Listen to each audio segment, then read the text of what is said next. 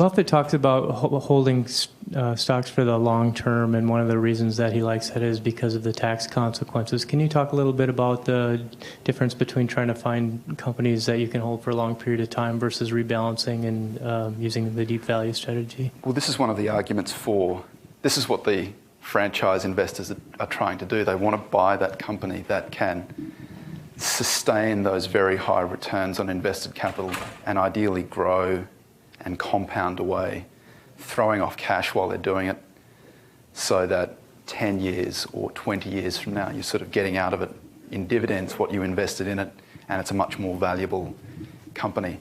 So if you think about the process of going and finding one of those companies, knowing that there's that mean reversion in return on invested capital, what would you rather buy? Do you want to buy one that has a very high return on invested capital that might mean revert?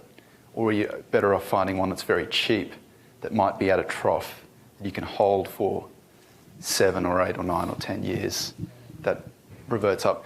I think you've got as much chance of selecting. The challenge is not to buy something that looks like it's high quality now. The challenge is to buy something and hold something that is high quality. So we all want to buy the same stocks. Maybe I haven't made that clear enough. I want to buy, everybody wants to buy the really high, everybody wants to own the really high quality stock, the compounding machine that has the very high returns on invested capital.